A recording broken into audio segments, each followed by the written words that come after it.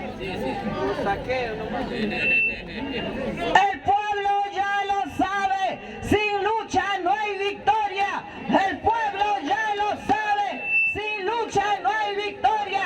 El pueblo ya lo sabe, sin lucha no hay victoria. Urgente, urgente, asamblea constituyente. Urgente, urgente, asamblea constituyente.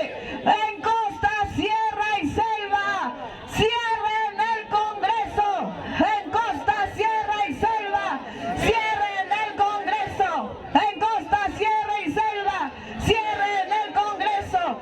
El pueblo ya lo sabe, sin lucha no hay victoria. El pueblo ya lo sabe, sin lucha no hay victoria.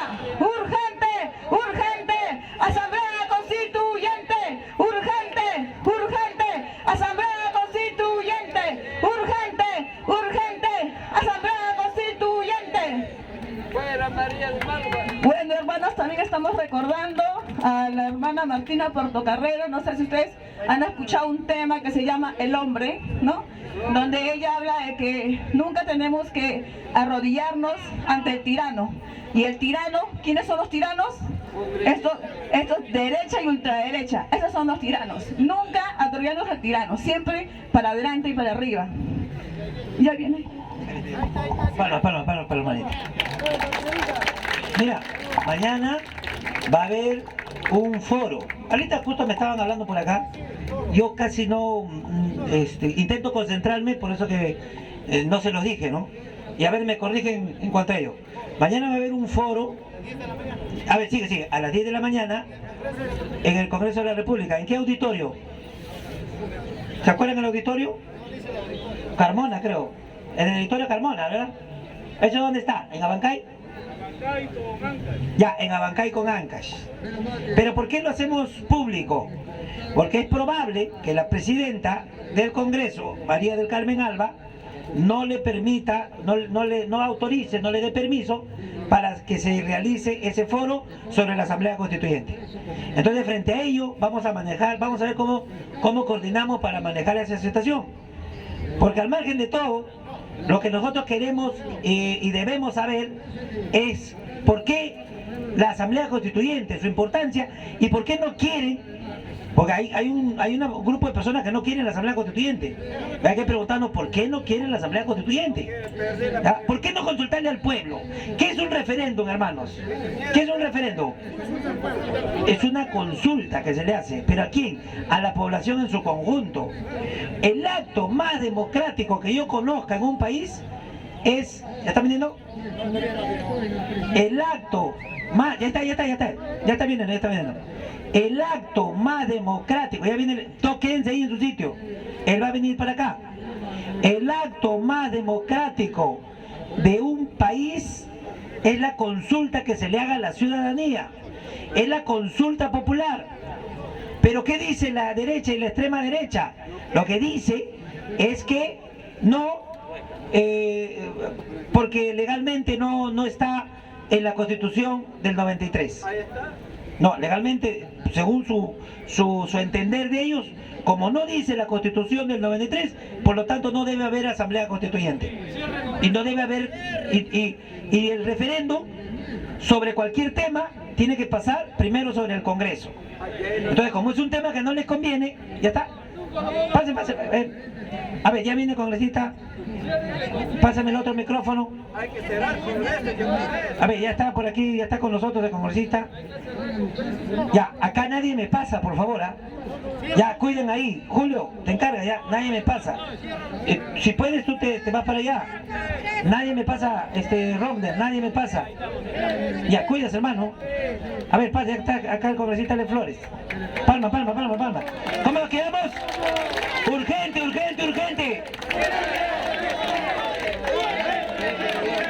Bueno, ministro.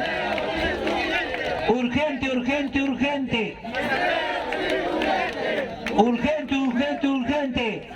Asamblea Constituyente. Asamblea Constituyente. Uno. Ya. Está saludando, ya está con nosotros el congresista de Flores. Hermano, déjame decirte algo. nuestro agradecimiento, no solamente el mío en particular, sino de todos en conjunto, porque de verdad son pocos los congresistas que están llegando aquí al Ágora Popular, y de entre esos pocos es usted, señor congresista. Mis respetos, te agradezco, y en base a lo que yo te digo, creo que es el sentir de todos los aquí presentes. Fuertes palmas para el congresista Ale Flores.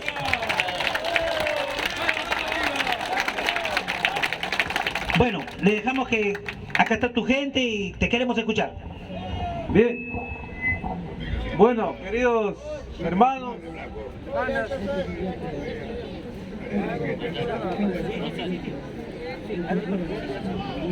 Uno.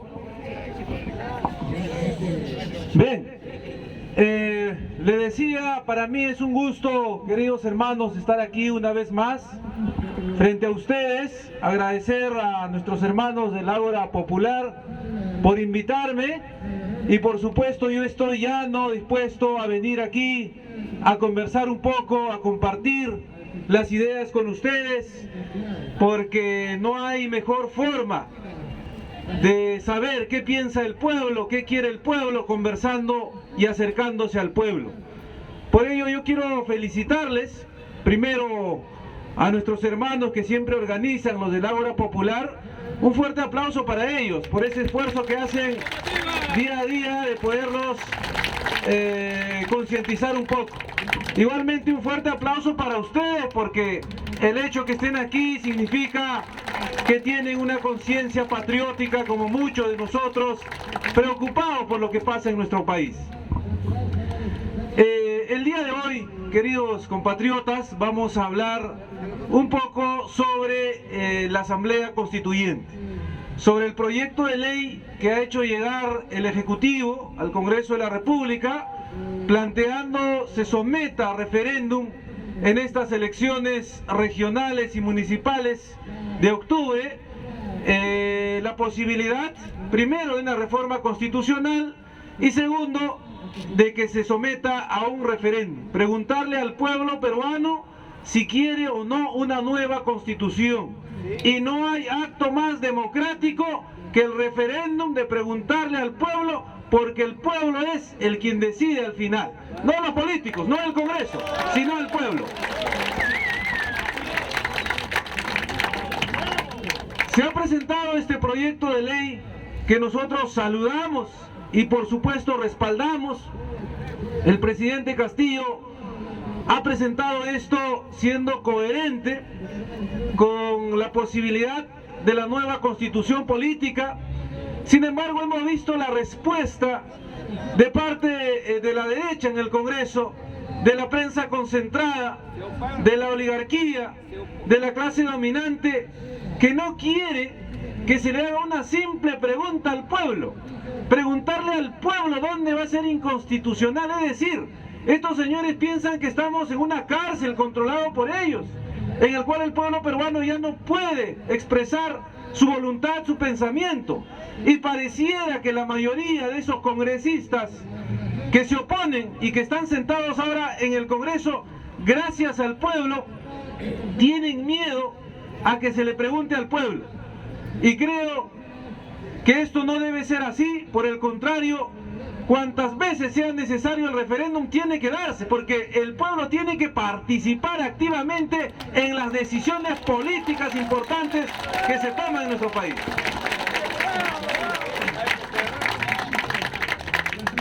Y lo que han esgrimido, lo que han dicho la prensa criolla, sus analistas, los políticos de la derecha es: ¿para qué cambiar la Constitución en este momento en el cual estamos en una crisis económica, social, política? Y es cierto que estamos en una crisis, pero la crisis no lo ha causado solamente este gobierno. La crisis viene hace 30 años con el neoliberalismo. La crisis viene hace 200 años desde que se implantó esta república. Una república en la cual nunca se han preocupado de desarrollar, de darle condiciones dignas a las grandes mayorías. Y aquí no pueden confundirnos, no podemos echarle la culpa a un gobierno que tiene 8 meses frente a todo una dejadez de siglos histórica. Y entonces, aquí vamos a hablar un poco sobre la crisis galopante que estamos viviendo en estos momentos. Nadie puede negar como nunca el costo de vida se ha incrementado. Los alimentos básicos están muy caros. Igualmente estamos viviendo una crisis económica. Esta crisis económica se ha agravado por el conflicto internacional que hay entre Ucrania y Rusia. Saben ustedes, compatriotas, de que nuestro país, lamentablemente, con la Constitución del 93 se ha oficializado eso, pero esto viene de mucho más antes. Tiene una economía altamente dependiente. Dependemos económicamente.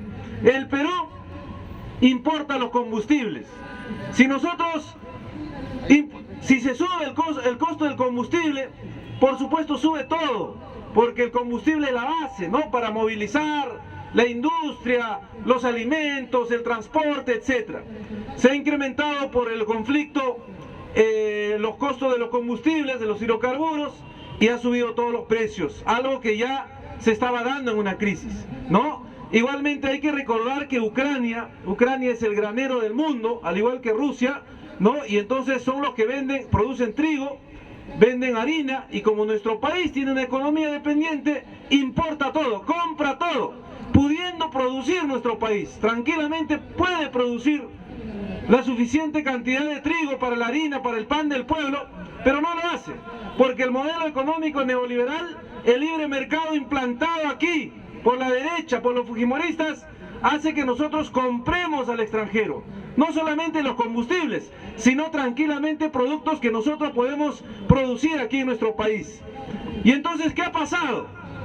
Se ha incrementado este precio, los precios de los alimentos, porque ha subido los combustibles, y ustedes saben muy bien que los fertilizantes que se utilizan para la agricultura son derivados petroquímicos del petróleo, y por lo tanto ha subido también. Y la respuesta a ello no es como dicen los neoliberales, ¿no?, de que estamos en una crisis, de que hay que buscar una salida afianzando o subiendo más los precios. No, la salida es que nuestro país tiene que tender a una economía soberana. El Perú puede producir también sus combustibles, pero lamentablemente Fujimori en los años 90 regaló la extracción de los pozos petroleros, las refinerías, que está en manos de extranjeros, y que nos venden el petróleo que producen aquí, que es mínimo por supuesto, porque esa lógica neoliberal que no se entiende, exportan de aquí, venden aquí, importan de allá a precios internacionales, en el cual tiene que ver mucho los precios que ponen pues del mercado internacional. Entonces estamos en una crisis económica agravada por esta situación, crisis que ya venía por el modelo económico social en un país que no tiene industrias, en un país que no le da valor agregado a lo que produce, porque nuestro país durante estos últimos años lo que ha estado haciendo es exportar materias primas, ¿no?, sobre todo minerales, el gas, como se extraen del subsuelo. Y entonces ocurre de que esta crisis internacional también, por otro lado, está haciendo de que se demande como nunca antes los minerales, es decir, el cobre, el oro, el zinc, el plomo, etc. Es decir, ha subido el costo de los minerales. Y cualquiera se preguntaría entonces, si el Perú es un gran exportador, por ejemplo, de cobre, es el segundo a nivel mundial después de Chile, ¿por qué es que aquí no hay bonanza? ¿Por qué aquí no llega ese beneficio? Porque en este país la constitución política neoliberal del 93, a través de los contratos ley, le da la estabilidad tributaria, la estabilidad jurídica a estas grandes empresas transnacionales que están ganando como nunca y que no aportan ni un sol más al Estado. Es decir, ellos se están beneficiando de este conflicto internacional. Y esto es una distorsión que tiene que hacernos pensar a nosotros de que ha llegado el momento de que en nuestro país empecemos a formar y a pensar un nuevo modelo económico de desarrollo.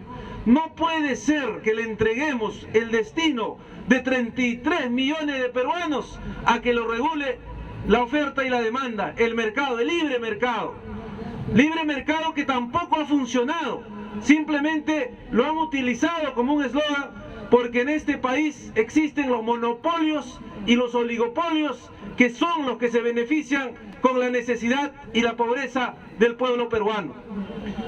Y cuando decimos esto, nosotros no exageramos.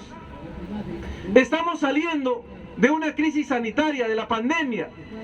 En esta pandemia los que han crecido, los que se han enriquecido como nunca con la necesidad de la salud del pueblo, son las farmacéuticas, son las clínicas particulares. Y en nuestro país hay una sola familia que controla el 80% de todas las farmacias, de toda la cadena de medicamentos, desde la producción, distribución y expendio.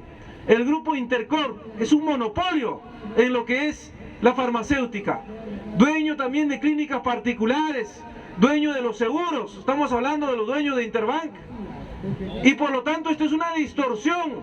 No puede ser que en nuestro país un grupo controle el mercado de los medicamentos y abuse con los precios, concerte los precios y ponga los precios que ellos quieran. Pero no solamente son los medicamentos, están también los alimentos que tanto hablamos ahora. ¿Quién es ese monopolio que controla gran porcentaje de lo que se alimenta el Perú? Alicorp, el grupo de los Romero, el grupo de Interbank. ¿Quién controla los combustibles? Tanto que estamos hablando del alza de los combustibles. Repsol, Primax, son los monopolios en nuestro país. Y por lo tanto, no permiten y tampoco piensan en el pueblo peruano. Ellos piensan en lucrar, en sacar el máximo beneficio. Y por ello, compatriotas, ha llegado el momento de preguntarnos, después de 30 años de neoliberalismo, tanto que defiende la derecha, los fujimoristas, Renovación Popular, Avanza País, toda la prensa criolla, es momento de preguntarnos cuánto se ha avanzado, cuánto se han solucionado los problemas en el país. Y aquí ya ni siquiera hay que salir fuera de Lima, ya ni siquiera hay que ir a provincias, donde es histórico el olvido en el Perú profundo. Nuestros pueblos olvidados por el centralismo capitalino limeño, ya no. Aquí basta salir unas cuantas horas o menos de una hora.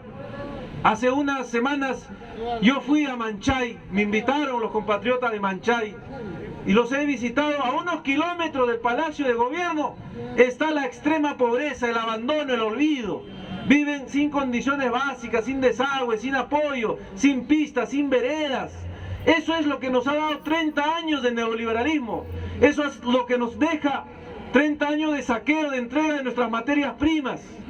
Se llevan el gas, los minerales, el petróleo.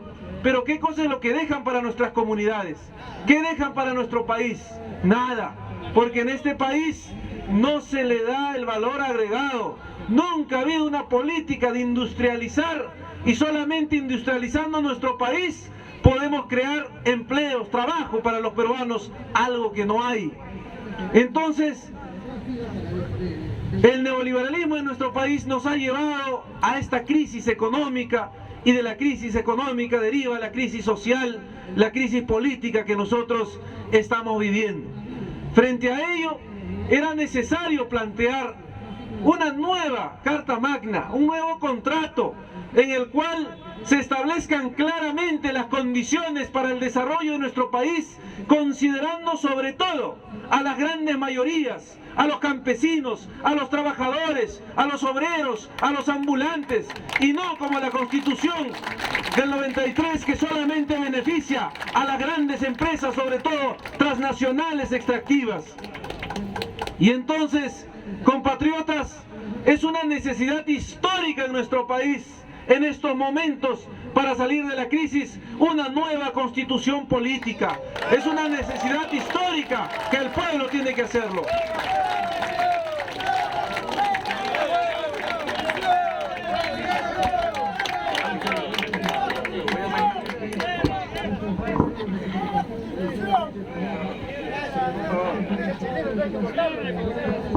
Bueno, compatriotas, aquí se siente el calor del pueblo, ¿no?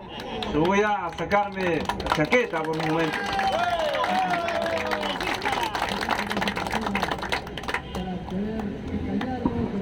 Les decía entonces, compatriotas, de que estamos en un modelo económico que solamente ha beneficiado a un grupo de peruanos, a la oligarquía peruana y a las grandes empresas transnacionales. Con esta crisis, como le decía, los que están lucrando, los que están ganando, son los empresarios, los dueños, los monopolios que controlan el combustible, que controlan el medicamento, que controlan la cadena de producción de los alimentos. Ellos son los que se están beneficiando. Con esta crisis económica, con esta crisis social y política internacional que estamos viviendo, como decía, cualquiera podía ponerse a pensar, ya que se han dado cuenta, primero con la pandemia, segundo con las guerras que se están dando a nivel mundial, la dependencia que se tiene del petróleo. Ahora las industrias están viendo hacia otro tipo de energías para solucionar el problema, y precisamente es la electricidad. Es decir, con esta crisis internacional que estamos viviendo, han empezado a fabricar más autos eléctricos, electrodomésticos, todo lo que tenga que ver con la electricidad. Y ustedes saben muy bien que un conductor por excelencia es el cobre, y por lo tanto en estos momentos hay una demanda de cobre. El cobre ha subido de lo que estaba costando algo tan bajo, ahora produce el doble. Por ejemplo, actualmente la libra de cobre, ¿no?, está en los $4.60, cuando producir esa libra al empresario privado le cuesta menos de $2. Es decir, más de $2 está llevándose sin invertir un céntimo más. Estamos hablando por libra. Y no aporta tampoco al Estado peruano, porque la Constitución política del 93, la Constitución fujimorista, le da la estabilidad tributaria, es decir, no podemos cobrarle más, ni siquiera desde el Congreso de la República. Nadie puede decirle a esa empresa de que aporte más sobre impuestos, sobre ganancias que tiene, porque la Constitución lo favorece, lo beneficia. Por eso es que no quieren cambiar esta Constitución política. Por eso es que los grandes empresarios, la oligarquía peruana, no quiere que se cambie esta Constitución. Utiliza sus medios de comunicación concentrados, sesgados, utiliza a sus políticos, utiliza a sus partidos, porque así hay que entender, porque esos partidos de la derecha, en vez de trabajar para el pueblo, lo que se han dedicado es a estar protegiendo los intereses de los grandes empresarios en nuestro país. Y por lo tanto, queridos compatriotas, ha llegado el momento histórico en el cual ahora o nunca el pueblo peruano tiene que decidir por el cambio.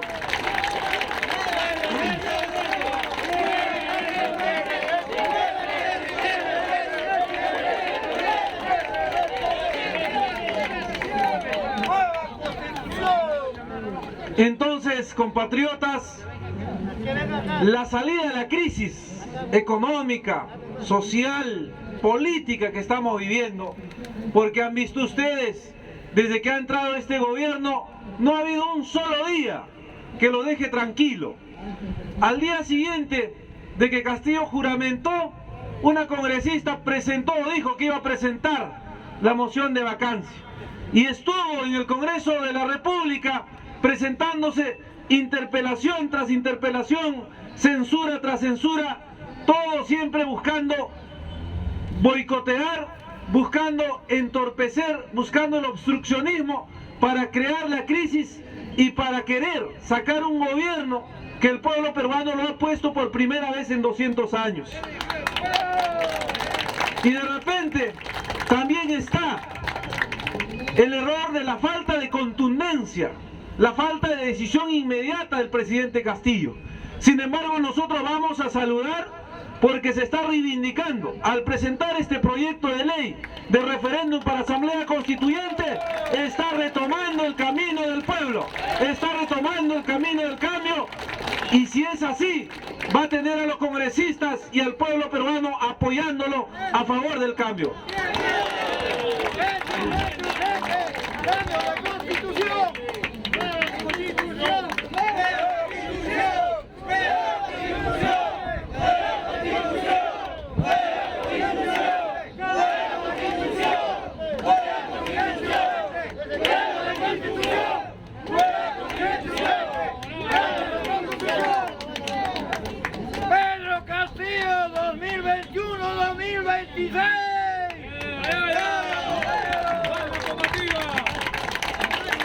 Compatriotas, aquí se trata de entender entonces,